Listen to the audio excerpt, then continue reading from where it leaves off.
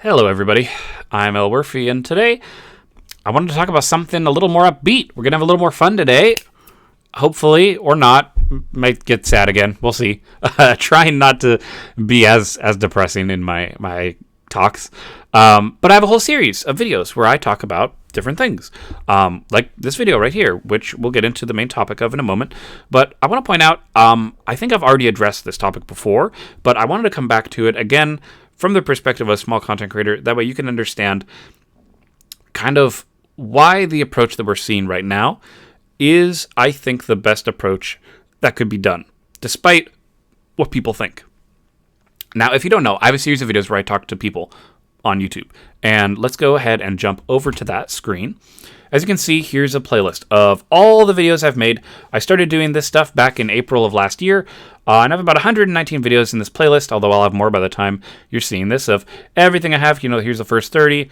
There's more. I talk about community engagement, niche, everything that I personally feel about YouTube or things that are going on.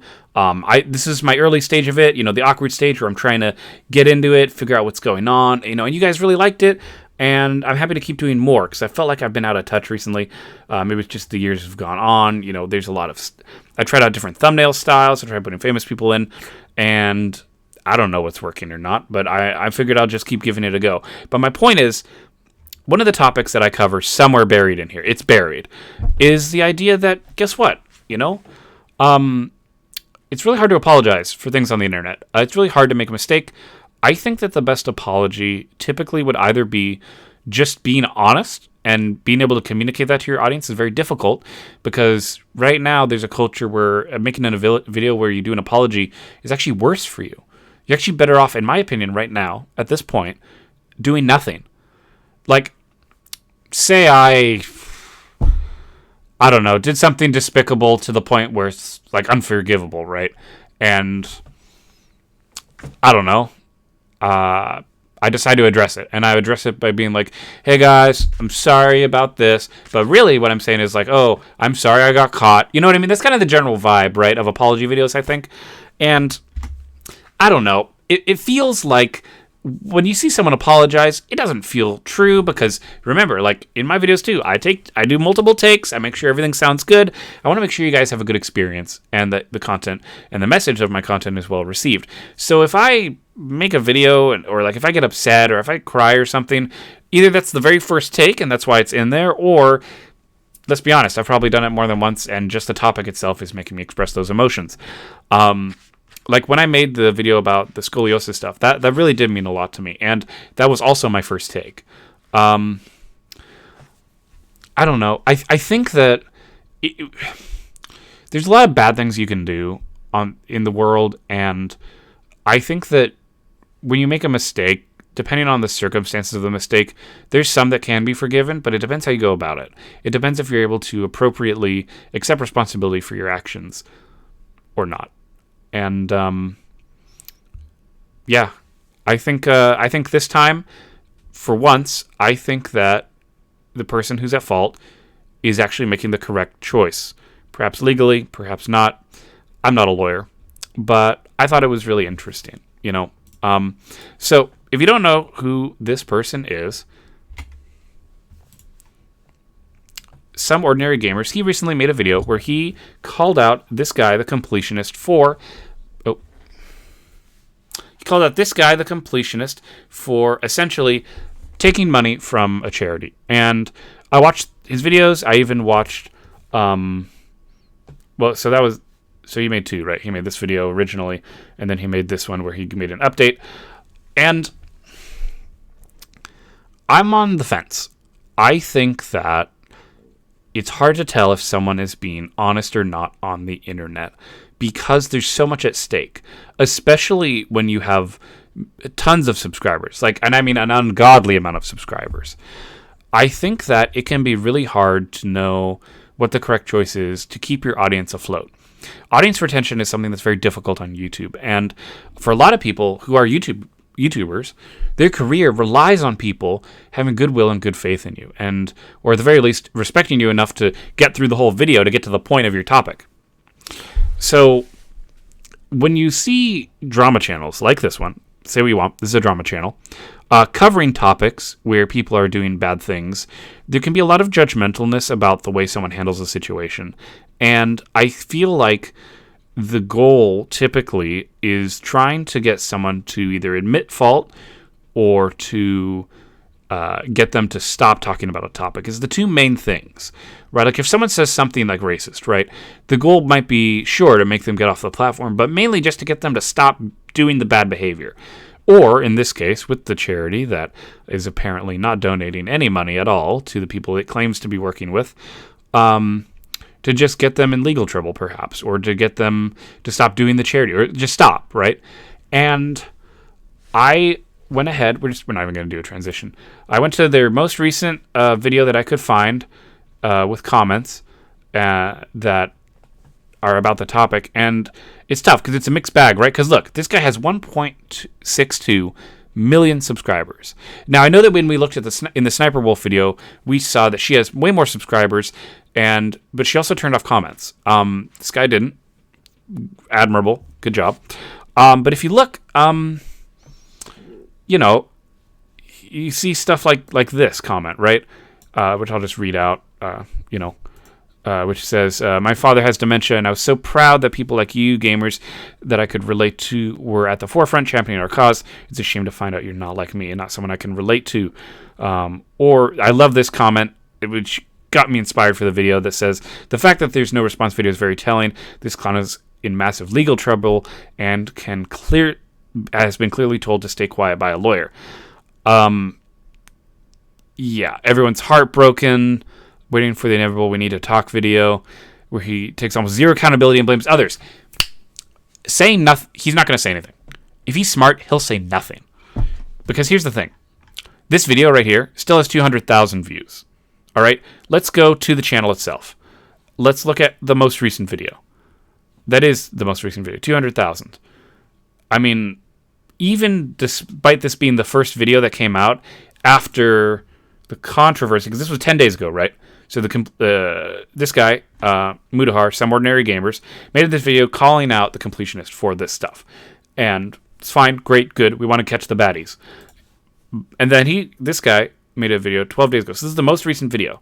All right? So this video came out 10 days ago, most recently. They have not made a video. They haven't. They've done nothing. All right? This is the most recent video since the controversy has been going on. And however, if you look at their upload schedule, they upload about 2 videos every week. I think Saturday and Sunday, although I don't watch this guy, so I actually don't know. But it's currently the holiday weekend, as I'm recording this, so we don't have a response yet. And I don't expect one. I think that the best strategy is going to be for him to say nothing, keep making gaming content, and I think he'll keep a good chunk of his viewer base. Not all of it.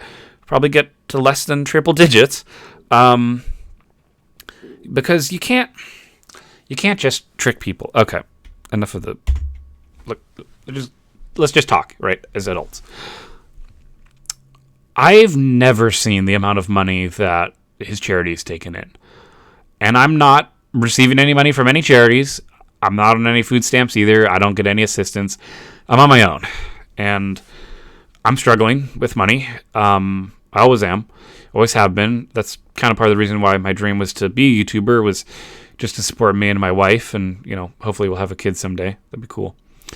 I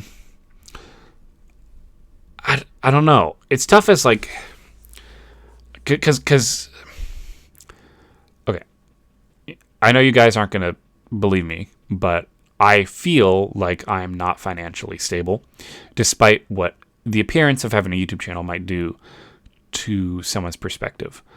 I work, a job, and I'll probably talk about my job more later on. But for now, for the purpose of this video, just know that I don't make enough money right now, I think, to make ends meet on my own. So my wife works as well, and we're okay together. But with inflation, gas prices rising, there's a lot of tough stuff going on. And I'll admit, I stress about money literally every day, and it drives me crazy. And I go on YouTube to distract myself, like everyone does. And I watch videos of people being successful, and they'll talk about all these huge, insane numbers that I can't fathom. Because you know how, like, when you're a little kid and you're like, oh, kid, here, this is a $100 bill, and you might show it to them, and they won't really grasp, right, the value of that, because they've always been trained to count in, like, quarters and nickels and dimes, and, like, they'll, like, practice, like, in elementary school, right?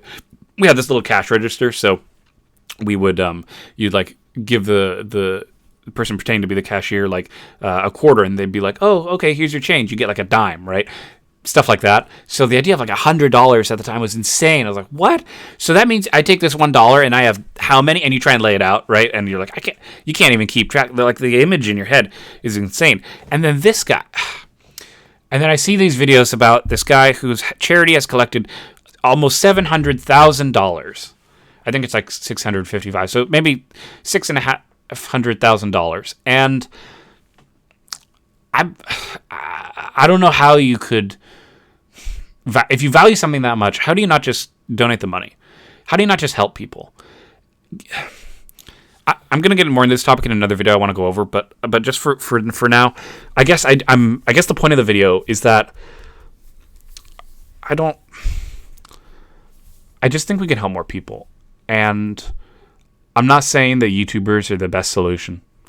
I think that there's plenty of charities, like American Red Cross. That's one that my mom donates to. Doctors Without Borders, it's another good one. My grandpa's a doctor. He's retired. And I work in medical right now. I think I just really am disappointed that all these people who are watching these live streams, watching these charities, who are gamers, right? They're gamers. And they aren't getting anything out of it. I mean, like, if I were watching a live stream and I donate to someone, which I haven't done ever because I'm poor and I can't afford to do that. But if I were to donate to someone to show my support, I would hope that money would be accessible right away to help out that person immediately. And the idea that it's not is really disappointing. As far as I'm concerned, from my perspective, someone who doesn't make six figures in the slightest, if I had that kind of money, that would be used actionably to pay off my house, my car, pay off my parents' house, just do things to help. I feel confident also in trying to have a kid, I think there's a lot that kind of money can do for someone, and to have it just sitting there and to know how many people have, I guess, been deceived into thinking their money's doing something good year after year. Ugh. It's really heartbreaking, especially as someone who's disabled myself. I have one lung. And to know that it's not helping is just heartbreaking to me. Trying to stay positive. So hopefully we will see what happens. And I think my prediction is that there will be no video addressing it. And if there is, it will destroy his career. The best thing he can do is not address it and move on. It sounds cold and heartless, because I also would love to see a video of him trying to justify what's gone on. But the completionist is in a corner. There's nothing else you can really do except hide in the corner and stay there, or try and break out, but you're going to be stabbed along the way. I hope this video helps somebody. Thank you all for watching. As always, I'm Elwirfy, and I guess I'll see you next time. I have more of these videos coming out if you like them. Just doing whatever I can at this point. Thanks.